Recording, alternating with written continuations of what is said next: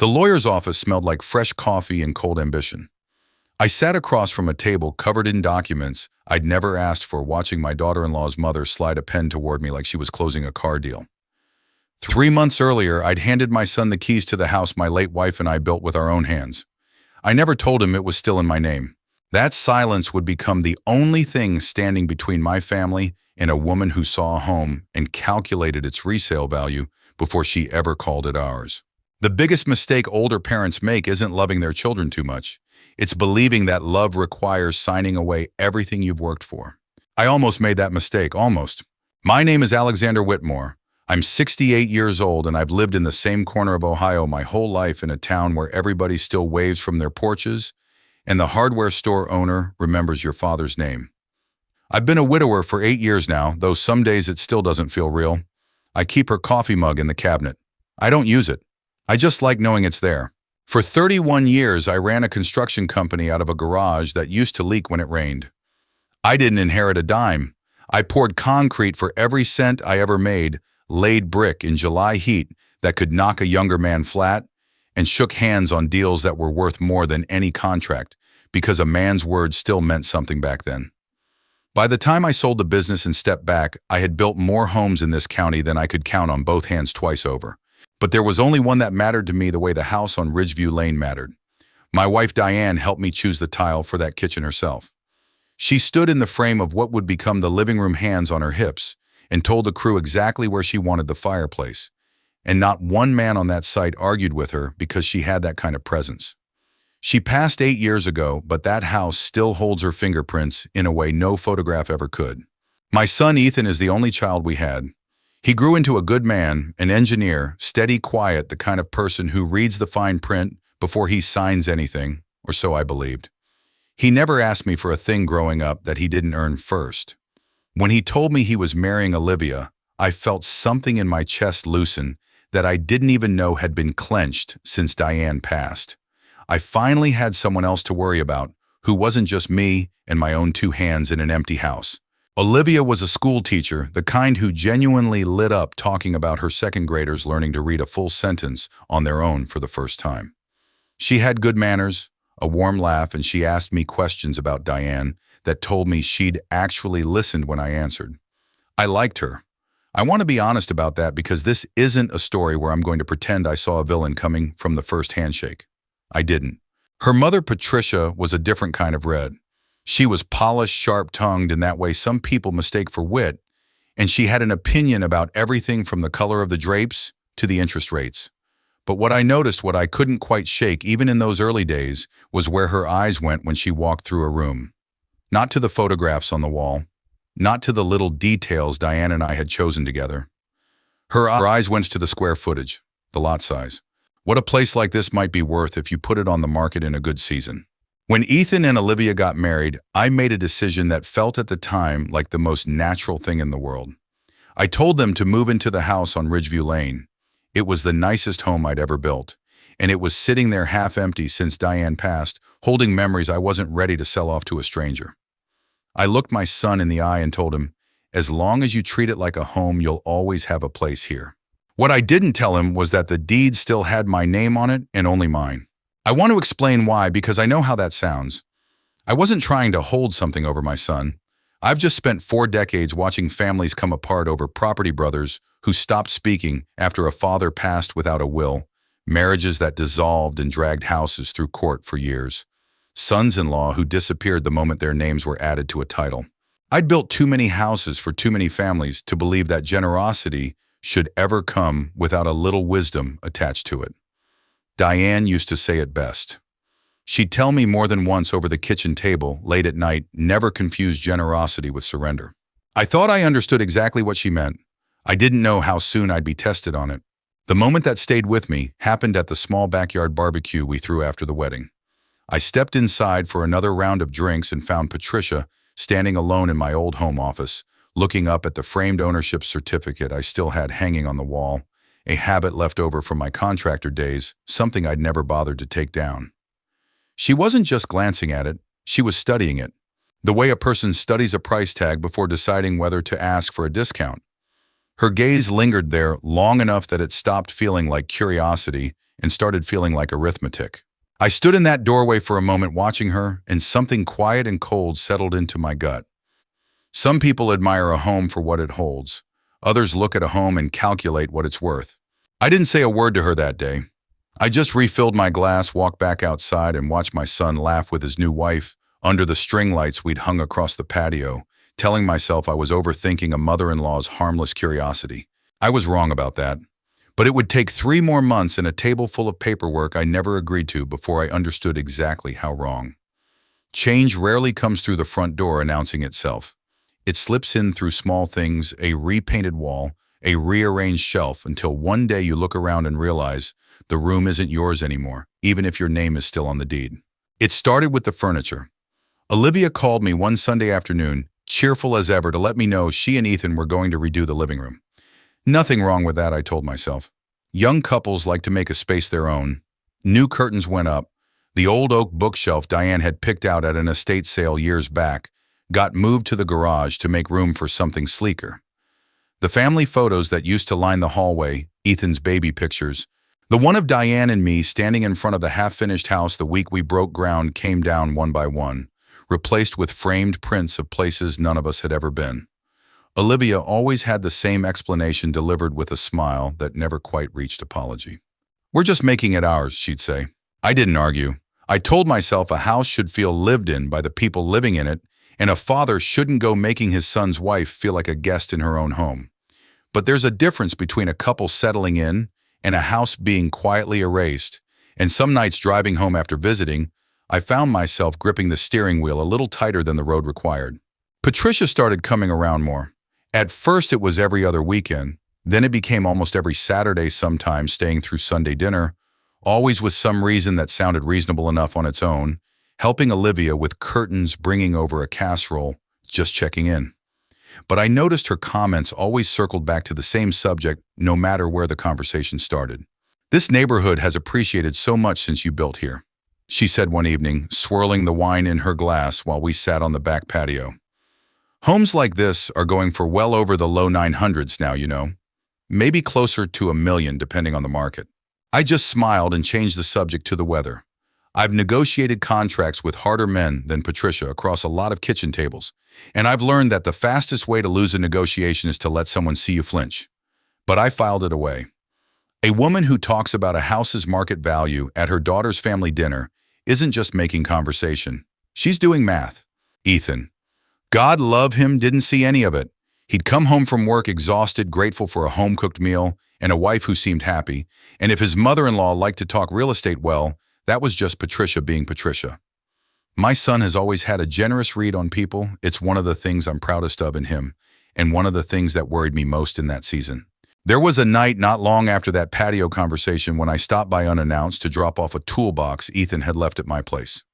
I let myself in through the side door the way I always had, and I heard voices from the kitchen before I rounded the corner. Patricia's voice, low, the kind of low that's meant to sound private, even in a house with thin walls. "If it's eventually going to be Ethan's anyway," she was saying, "why wait? Your father-in-law isn't getting any younger. People change their minds. Wills get contested. Better to have it settled while everyone's still amicable." I stood in that hallway for a long moment, toolbox heavy in my hand, and I felt something in me shift from suspicion into something closer to certainty. I didn't hear Olivia's response. I didn't wait around to find out. I set the toolbox down quietly by the door and let myself back out, and I sat in my truck in the driveway for a full 5 minutes before I trusted myself to drive. Diane's voice came back to me then, the way it sometimes does when I need it most. Never confuse generosity with surrender. I'd given my son a home to build a life in. I hadn't given anyone permission to start counting the days until it changed hands. A few days later, Olivia called, her voice bright and easy, the kind of bright that made me pay closer attention rather than less. "Mom knows a really good real estate attorney," she said. "We were thinking maybe the 3 of us could sit down together just to talk about the future. Estate planning, that kind of thing. It'd put everyone's mind at ease." I told myself this was reasonable. Every father eventually has that conversation, wills, plans, what happens to the house down the road. I told myself I was being paranoid that a hallway conversation overheard out of context wasn't proof of anything, that Patricia was simply a woman who liked to plan ahead, and I was an old man who'd spent too many years reading contracts for a living, seeing angles where there weren't any. I said yes to the meeting. I want you to remember that moment because it's the last one in this story where I still believed I was walking into an honest conversation. I drove to that lawyer's office 3 days later with nothing but a folder of my own tax documents and an open mind, thinking we were going to talk about someday. I had no idea they'd already decided someday meant today. The lawyer's office was on the second floor of a brick building downtown, the kind of place with heavy furniture meant to make you feel like whatever happened inside its walls carried weight. I walked in expecting a conversation. I found a courtroom in miniature, and I was the only one in the room who hadn't been given the script ahead of time. The table was already covered in paper by the time I sat down. Not a notepad, not a folder with a few informal talking points. Stacks of documents tabbed and organized, the kind of preparation that takes days. Not the 15 minutes it takes to jot down a few questions about estate planning. I set my own folder down beside theirs and felt for the first time in longer than I could remember distinctly outnumbered. The attorney was a younger man, maybe 40, sharp suit, sharper smile, the kind of smile lawyers wear when they've already decided how a meeting is going to go and are just waiting for the other party to catch up. He extended his hand and told me it was a pleasure, then slid a thin stack of papers toward me before I'd even taken my coat off.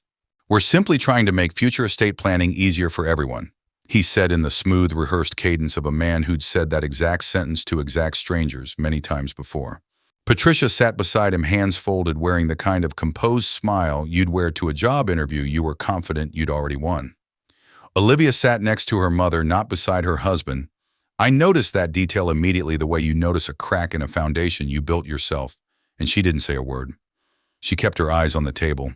I picked up the papers the attorney had pushed toward me, and it took less than 30 seconds of reading to understand exactly what I was looking at. This wasn't an estate planning conversation. This was a transfer of ownership. My name off the deed. Theirs on it, effective immediately pending signature. I set the papers down slowly and looked up. Why wasn't I told this meeting was about transferring ownership? Silence. The kind of silence that answers a question more honestly than words would have. Patricia broke it first, and when she spoke, her voice had the same easy confidence she used at every Sunday dinner, like she was still just discussing curtains. "Alexander, surely you always intended for this to become Ethan's eventually. We're just formalizing what everyone already understands." "Eventually," I said, "doesn't mean today." I watched something flicker across her face. Not quite anger yet, but the first crack in the pleasant mask she'd been wearing since the day I met her. She leaned forward slightly. "You've had this house sitting mostly empty for years.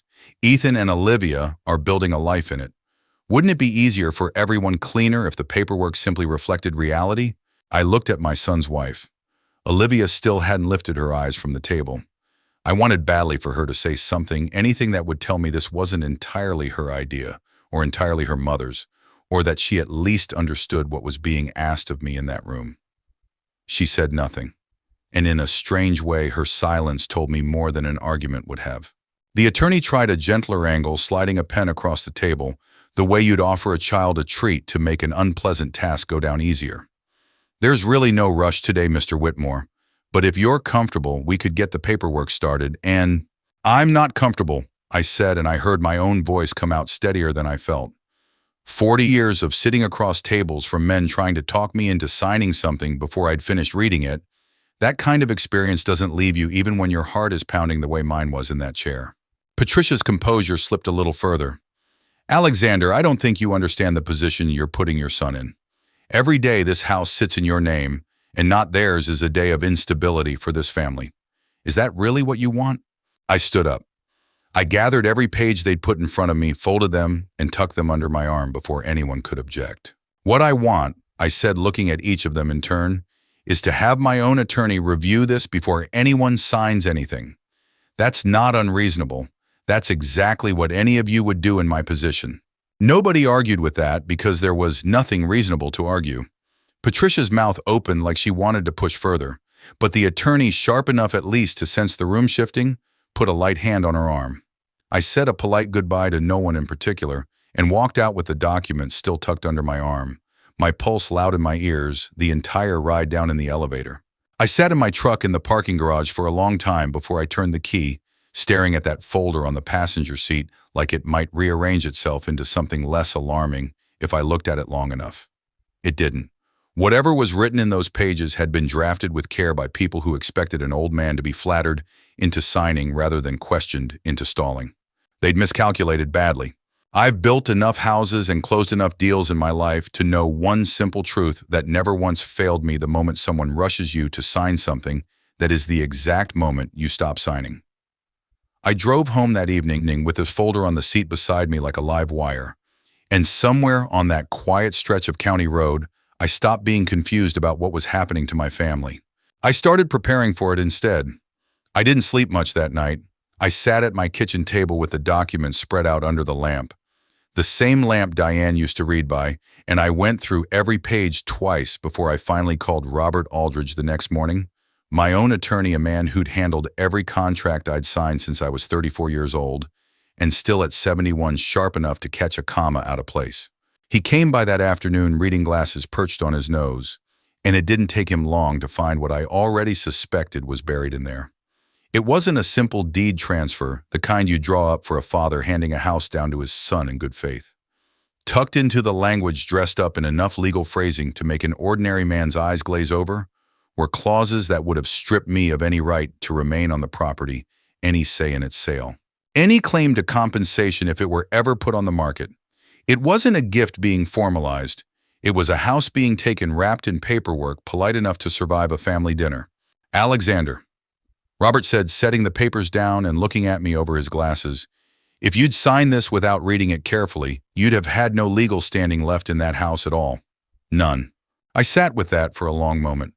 I thought about Patricia's calm, confident voice in that office telling me it would be easier and cleaner for everyone. I understood now exactly whose definition of easier she'd been working from. I started asking a few careful questions after that. Nothing dramatic, no private investigators, just an old man with a lot of connections in a small county calling in a few favors. What I found didn't surprise me as much as it probably should have. Patricia and her husband were carrying more debt than their lifestyle ever let on. Their own house was leveraged to the edge, a second mortgage taken out 2 years back that was coming due sooner than later, and from what I could gather, they were running out of room to maneuver. A house like the one on Ridgeview Lane, sitting on land that had appreciated the way Patricia herself had been so eager to point out at every dinner, that kind of asset could solve a lot of problems for a family in her position, especially if her name or her daughter's ended up somewhere on the title. The confirmation came from a place I never expected. Ethan, still unaware of exactly how deep things ran, forwarded me an email one evening without much comment, attached just a line that said, "Dad thought you should see this, not sure what to make of it." It was a message from Patricia to Olivia, clearly meant to stay between mother and daughter, that had gotten looped into a longer email thread by accident. One sentence stopped me cold. Once the title is transferred, everything else becomes much easier to manage. I read that line 3 times. I didn't feel rage the way I might have expected to. What I felt was something quieter and heavier: disappointment, the kind that settles into your chest rather than your fists. I'd welcomed this woman's daughter into my family. I'd hoped in some unspoken way that she might have been a kind of bridge back to the warmth I'd lost when Diane passed. Instead, I was looking at proof that she'd been doing arithmetic on my house since before the wedding cake was cut. Ethan called me that same night, and for the first time since all of this started, I heard real uncertainty in my son's voice instead of easy reassurance. He'd finally sat Olivia down and asked her directly what was going on, why her mother had been so insistent, why there'd been a lawyer and paperwork before anyone had bothered to ask him what he wanted. She just said they were protecting our future, Ethan told me, and I could hear him turning the words over even as he repeated them, testing whether they held any weight now that they were out in the open air instead of wrapped in Patricia's easy confidence. I want to be fair here because fairness matters more to me than winning. I don't believe Olivia is a cruel person. I believe she is a young woman who loves my son and who has spent her whole life listening to a mother who is very good at making self-interest sound like love. There's a particular kind of manipulation that doesn't announce itself as manipulation at all. It dresses itself up as concern, as practicality, as looking out for the people you love, until the person on the receiving end can't tell anymore where their mother's ambition ends and their own wishes begin. I think Olivia got caught somewhere in that fog. I don't think she ever stopped to ask herself whose future her mother was actually protecting. That didn't change what I had to do next. Sympathy for how someone got somewhere doesn't undo the position it puts you in. I called Robert back the following morning. I don't think this is over, I told him. I think they're going to come at this a different way now that the quiet route didn't work. He didn't sound surprised. Men like Robert have seen enough families come through his office to know that when the first attempt at a house fails politely, the second attempt rarely stays polite. Then we prepare, he said. Every receipt, every tax payment, every dollar you've put into that house since the day it was built. We make sure there isn't a version of this story where anyone can claim you gave that house away. I spent the next several days at my kitchen table again, but this time not staring at documents someone else had drafted for me to sign. I was pulling together 15 years of records tax bills with my name on them, insurance payments, receipts for every repair the roof and the furnace and the plumbing had ever needed. Proof, in the plainest terms, a courtroom could ask for of exactly who had been carrying that house on their shoulders the entire time. I wasn't preparing for a fight I wanted, but I'd built too much in this life to hand it over to people who'd already shown me in their own words exactly what they intended to do with it. Ethan came to see me on a Tuesday evening, the kind of ordinary weeknight that doesn't usually carry any weight until it does.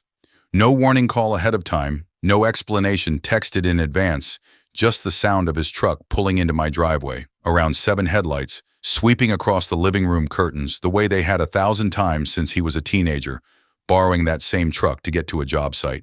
I opened the door before he even knocked. He stood there in his work jacket, hands in his pockets, looking like a man who'd been rehearsing a sentence the whole drive over, and still hadn't landed on the right way to say it. I stepped aside and let him in without a word, put the kettle on, out of old habit, and waited. He sat down at the kitchen table, the same table Robert and I had covered in paperwork just days before, though there was nothing on it now but a bowl of apples and a folded newspaper. Ethan turned his coffee mug slowly in his hands, not drinking from it, just needing something to do with them. "Dad," he finally said, "why didn't you ever tell me the house was still yours?" There it was, not an accusation, just a question, honest and a little raw, the kind a grown son asks a father when he's finally stopped letting other people answer things for him.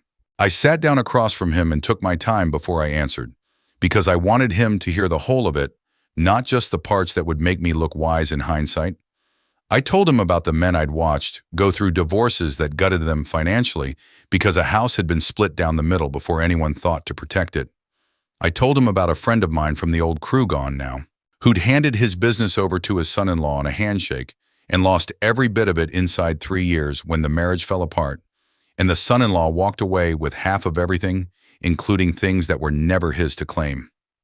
I told him what his mother used to say to me at this very table more than once in the quiet hours after we'd put him to bed as a boy. Never confuse generosity with surrender.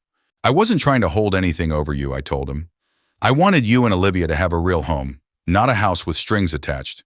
But I've spent too many years watching families lose everything because nobody protected what they built. That house has your mother's hands all over it, Ethan. I wasn't ready to just hand the deed to a piece of paper and hope for the best. He didn't say anything for a while. I got up and pulled a folder from the drawer by the stove, not the one from the lawyer's office, but my own, and set it on the table between us. Tax statements going back years, everyone with my name and my signature. Insurance premiums paid from my account every single month. A stack of repair invoices, the new furnace 2 winters back, the roof work after that bad hailstorm, the plumbing overhaul in the upstairs bathroom that had cost more than either of us wanted to remember. Ethan went through them slowly, and I watched something shift across his face as the pile grew, not surprise, exactly more, like a man watching a picture come into focus that had been blurry for longer than he wanted to admit. He hadn't known about most of it. He'd assumed, the way young people often do when things run smoothly, that bills simply got paid, that a house simply held together on its own. "I didn't know it was this much," he said quietly, more to the papers than to me. "You weren't supposed to have to know," I told him. "That's what a father does. But I think it's time you understood exactly what's been holding that roof over your head and whose hands have been doing it." He sat with that a long time, and when he finally looked up at me, there was something different in his eyes than there'd been in weeks, a kind of clarity that had been missing since the wedding, replaced by an exhaustion I hadn't fully clocked until it started to lift. "Patricia called me the very next evening. I hadn't expected her to move that fast, but I suppose word travels quickly in a house where secrets don't keep well anymore. Her voice when I picked up had lost every trace of the polished warmth she usually wore like a coat. "You're turning your son against his own wife." She said, no greeting, no preamble. "No." I told her, keeping my voice level, the same voice I used to use closing out difficult negotiations decades ago. "I'm giving him facts. What he does with them is his choice, not mine." She had more to say after that, plenty more, most of it circling around words like family and loyalty and how dare you. But I let her finish without raising my own voice because I've learned that a calm response to a furious one tends to say more than shouting ever could. When she finally hung up, the line went dead, with a kind of finality that told me the quiet chapter of this story was closing. A few days later, Olivia packed a bag and went to stay at her mother's house. Ethan told me it wasn't a fight exactly, more like both of them needing space to figure out what they actually believed separate from what they'd been told to believe. He looked tired when he told me, tired in the particular way a man looks when he's finally facing something he'd been avoiding for months. I didn't feel triumphant watching my son sit in my kitchen with that weight on his shoulders. I felt something closer to grief, the same low ache I remember from watching him scrape his knee as a boy, and knowing there wasn't a single thing I could do to make the fall not have happened. All I could do now was make sure that whatever came next, he wouldn't have to face it standing on ground that had already been sold out from under him. I got the call from Robert on a Thursday morning, and I knew from the flatness in his voice before he said a word that whatever was coming wasn't good news. Patricia's family had filed a civil claim, not for immediate possession of the house. Even their attorney seemed to understand that wouldn't hold up, but something more calculated than that.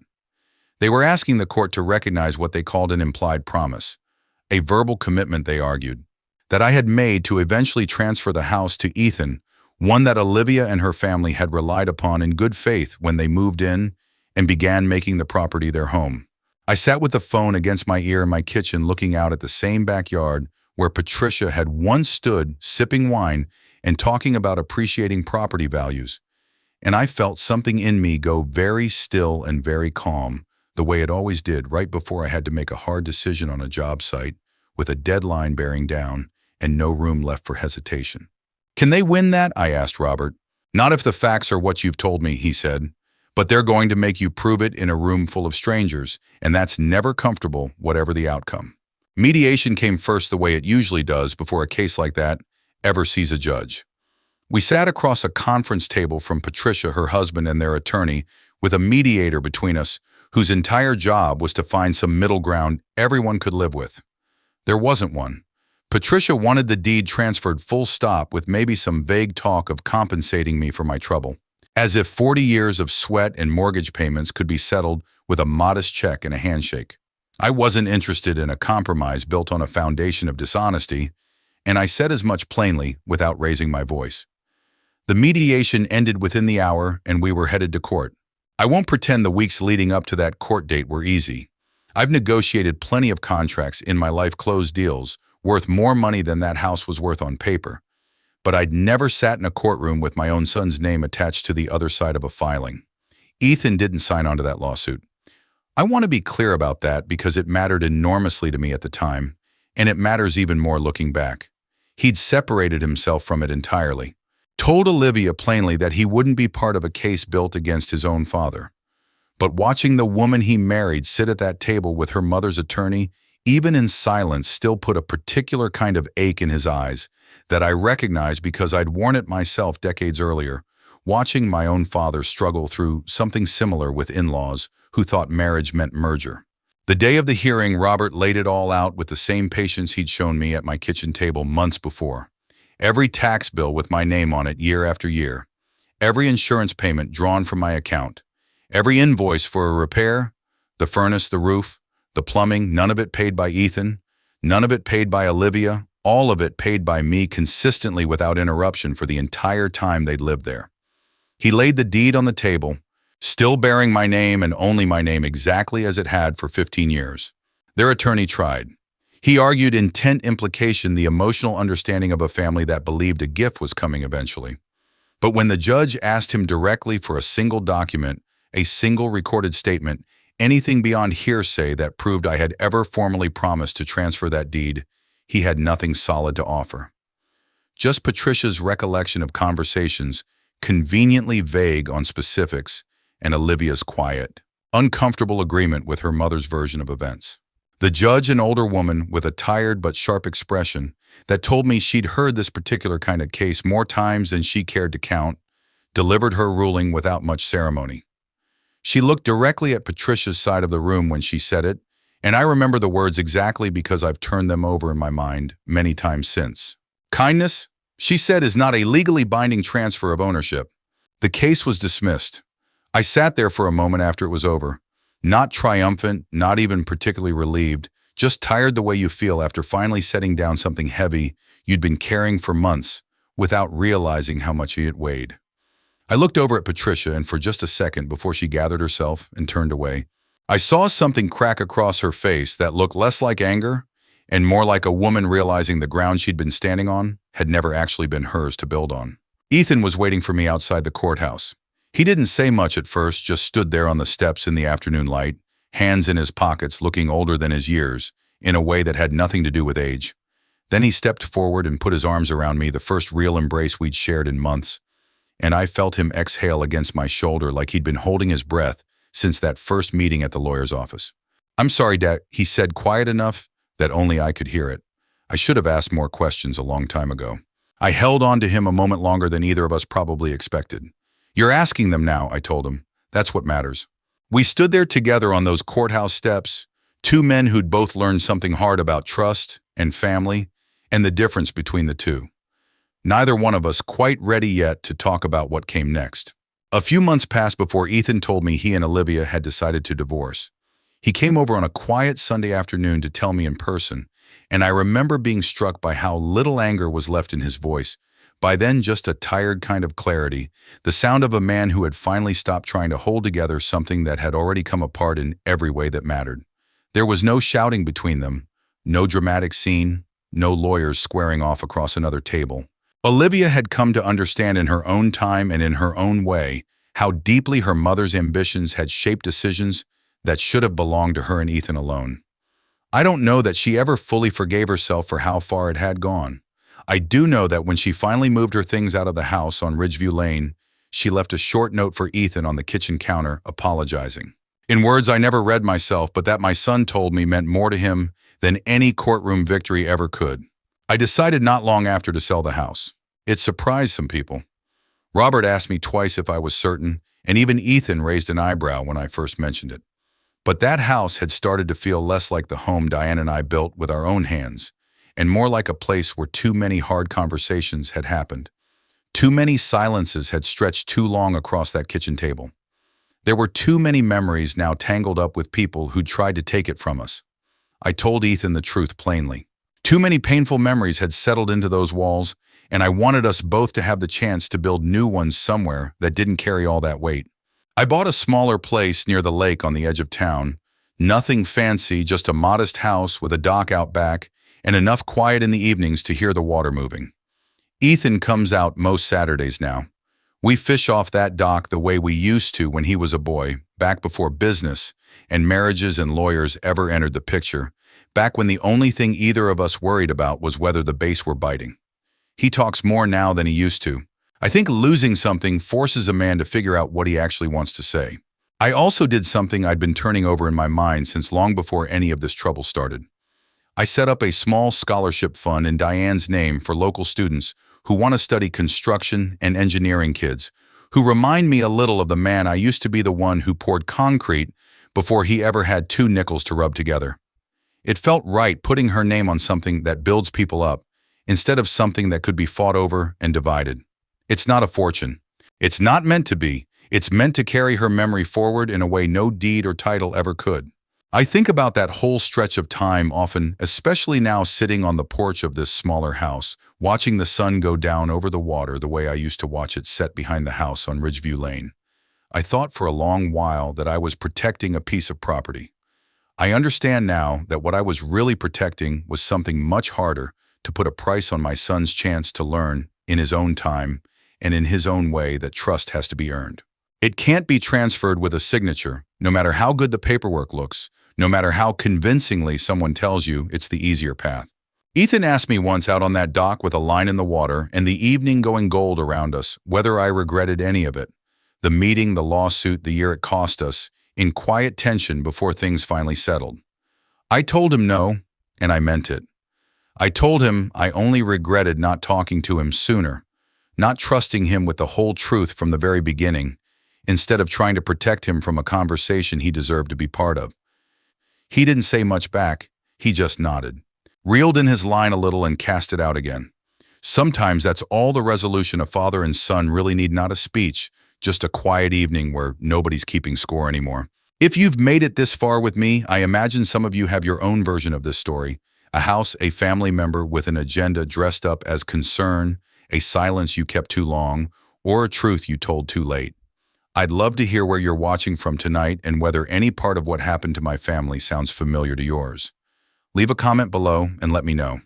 We share stories like this one every single day, real stories about families finding their way back to each other through hard, honest ground. So if this one meant something to you, consider subscribing so you don't miss the next. Let's keep walking through these stories together, one family at a time.